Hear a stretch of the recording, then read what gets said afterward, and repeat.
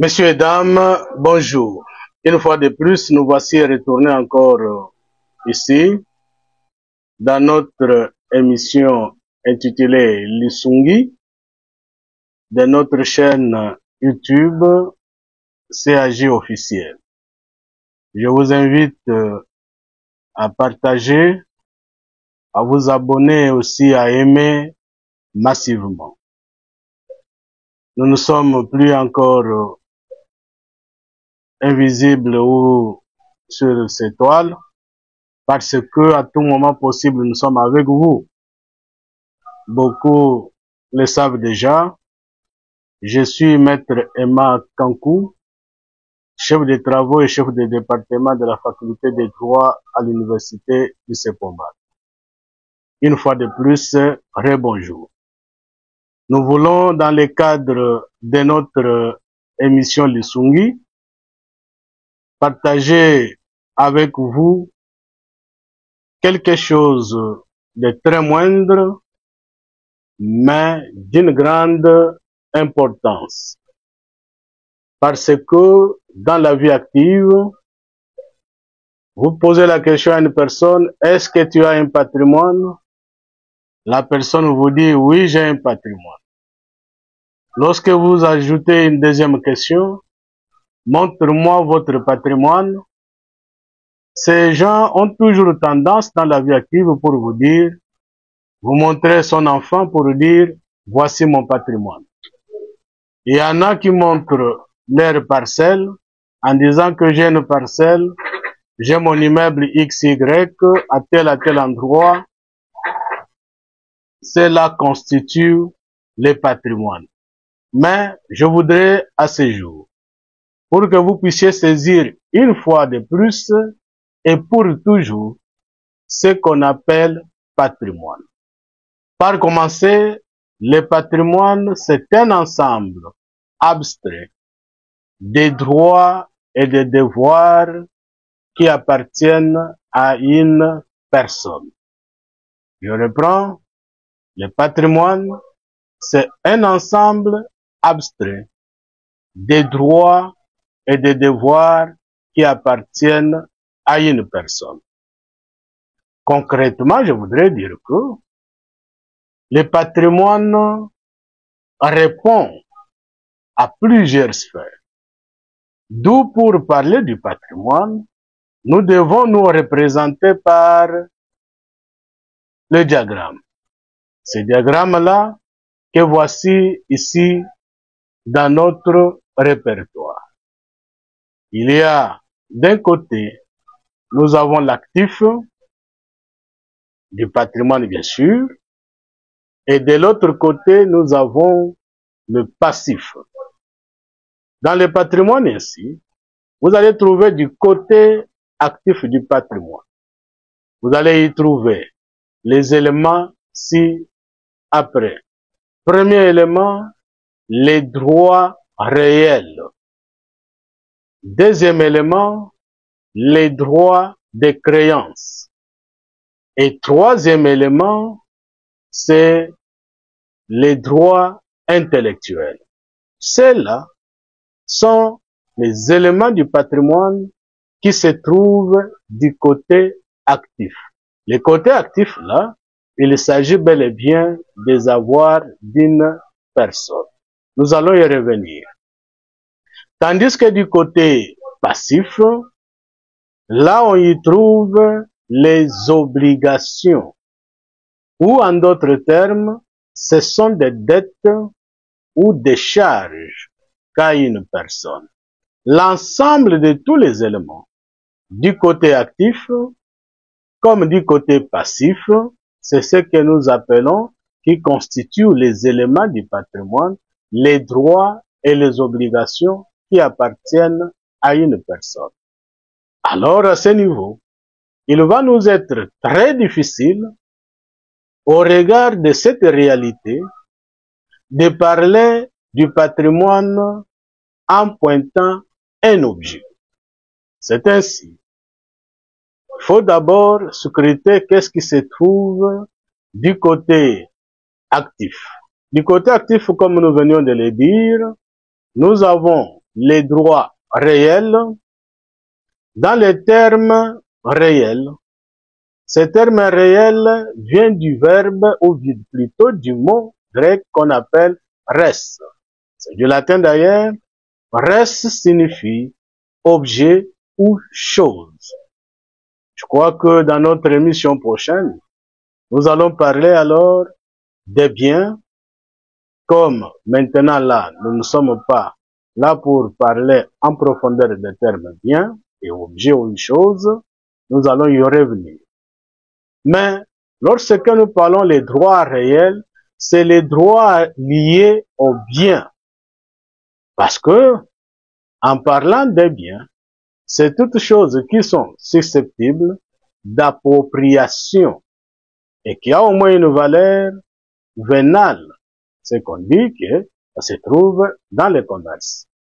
À ce moment-là, cet objet devient bien. Lorsqu'on a la possibilité de s'en approprier, et on a aussi la possibilité d'en faire ou de faire évaluable en argent. C'est ce que je dis, il y a une valeur vénale.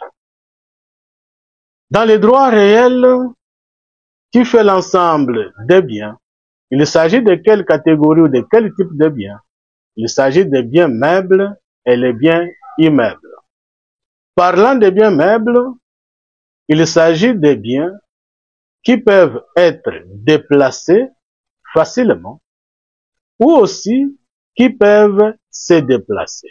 Exemple, nous avons une chèvre, nous avons aussi le véhicule qui se déplace au moyen d'une force motrice.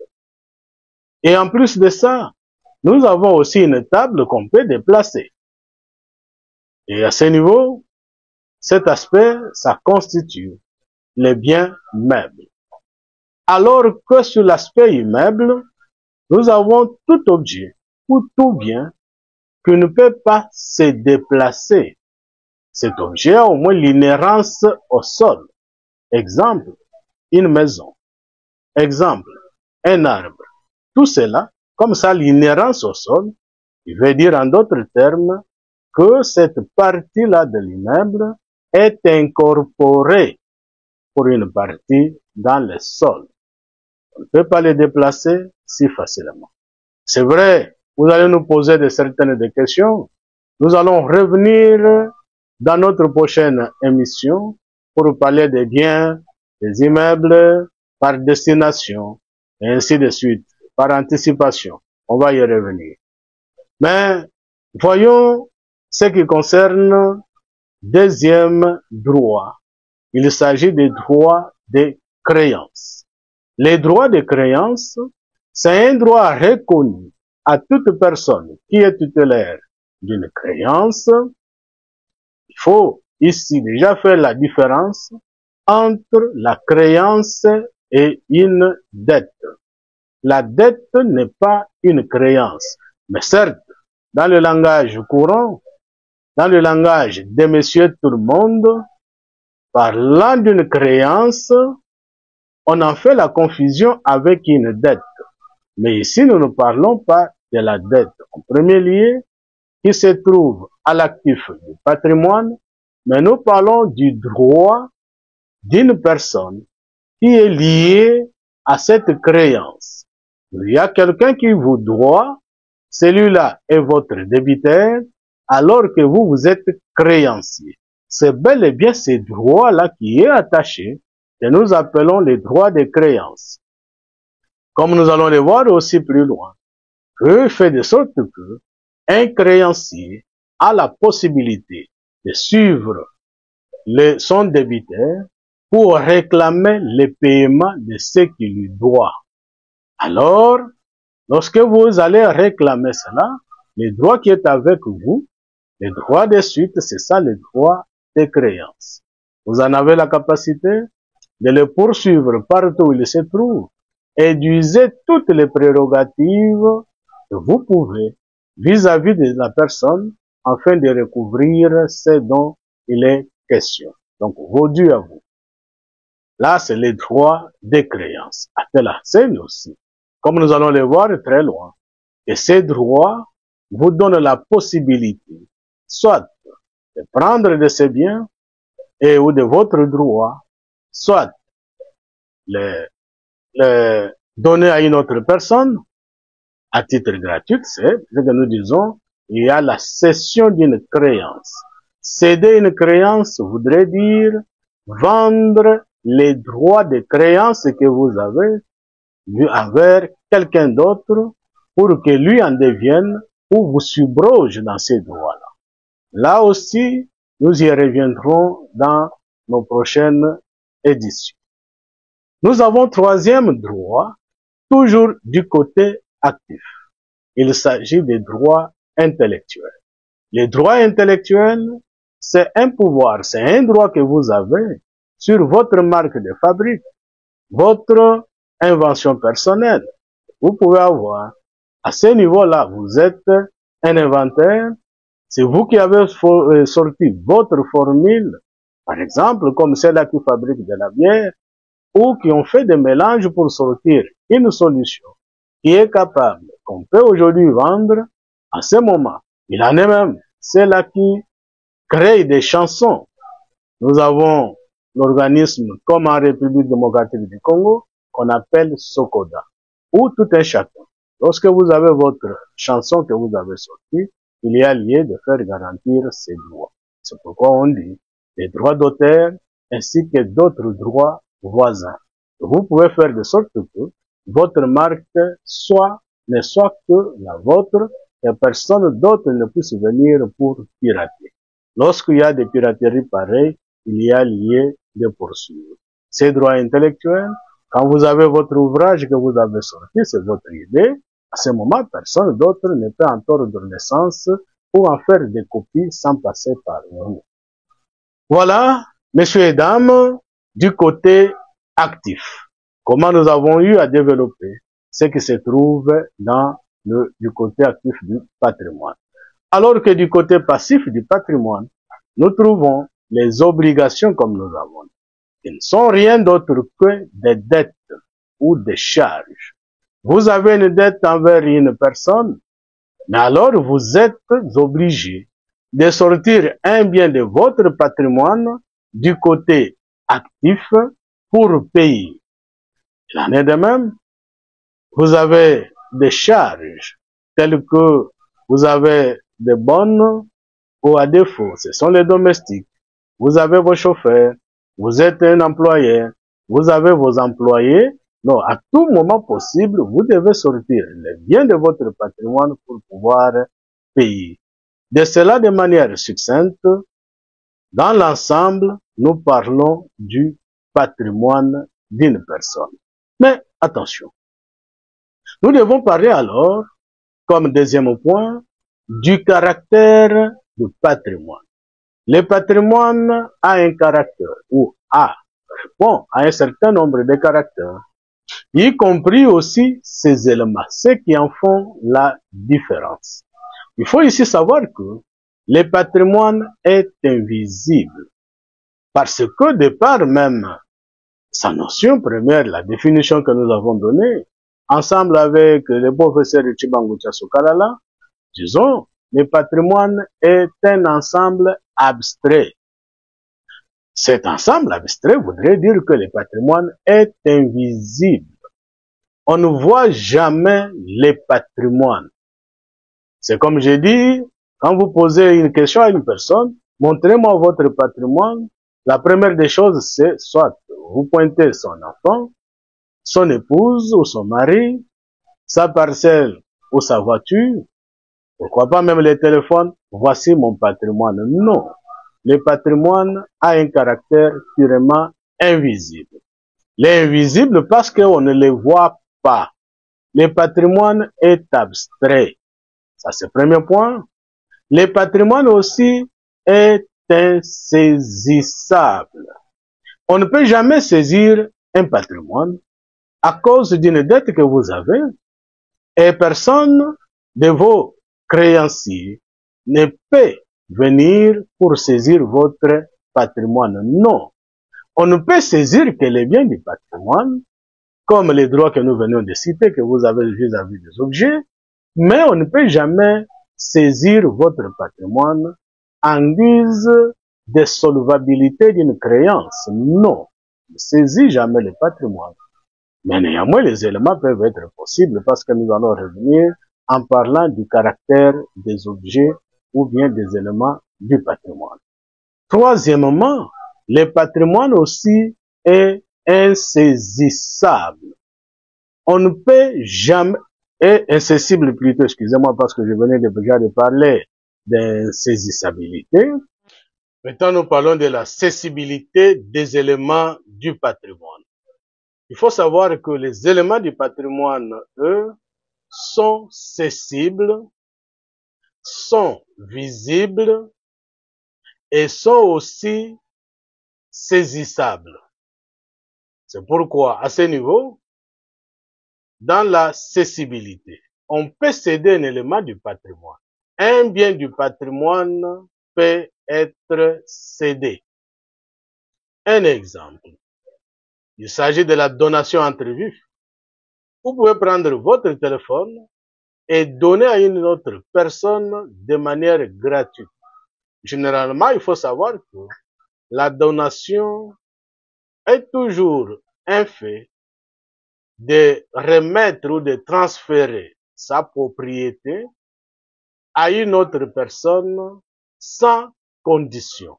Il s'agit d'une donation pure et simple que nous appelons autrement acte de bienfaisance. Donc un bienfaiteur peut faire quelque chose, un don, il peut remettre à une autre personne sans en exiger une contrepartie. Et en plus de ça aussi, dans le cadre de l'accessibilité, on peut aussi vendre un de ses biens. Alors on transfère à ce moment-là la propriété de son bien à une autre personne. Là, revenons encore sur le terme saisissabilité. Les éléments du patrimoine peuvent être saisis. Parlons ici d'une saisie mobilière. Même immobilière aussi, dans une certaine mesure, on peut saisir un de ces biens parce qu'on a été insolvable. Vous avez une dette d'une personne et vous ne parvenez pas à payer, et le créancier a la possibilité de saisir de vos biens. C'est pourquoi, en termes plus juridiques, on dit on fait la discussion d'une personne. Donc, c'est saisir de ses biens pour voir cette personne payer. Et en dehors de cela aussi, les éléments du patrimoine sont visibles. La visibilité comme caractère de ces éléments, c'est que on peut les voir, on peut les toucher. Et à ce niveau, on voit une voiture, on voit une maison, on voit son téléphone. Là, ce sont ces biens qu'on peut aussi voir. C'est pourquoi nous parlons de la visibilité de ces biens. Voilà un peu, messieurs et dames, comment la différence que nous avons faite entre les éléments du patrimoine et le patrimoine en lui-même. Il faut retenir que le patrimoine est seulement un et indivisible. Il est un dans le sens qu'aucune personne ne peut avoir plus de deux patrimoines. Non. Quels que soient les biens, les actions dans une société, où que cela soit, la personne n'a qu'un seul patrimoine. Et ce patrimoine qui est constitué de ses avoirs ainsi que aussi de ses obligations comme nous l'avons ainsi défini. Du reste, vous allez nous suivre très prochainement dans notre émission qui va venir, qui parlera pratiquement sur les biens, même le partage dans la succession, surtout ça, parce que ça a toujours cherché des problèmes. Nous sommes allés par là pour connaître et faire la différence entre le patrimoine et les biens du patrimoine. Nous vous croyons très nombreux à nous suivre et aimez cette émission, partagez aussi, abonnez-vous et à tout moment que vous avez des questions, ne tardez pas à nous contacter à ce numéro plus 243 82 86 23 401. Nous vous croyons nombreux et surtout en bonne santé. Voilà, suivez notre chaîne à tout moment. Nous sommes toujours pour vous et pour vous servir. Merci beaucoup.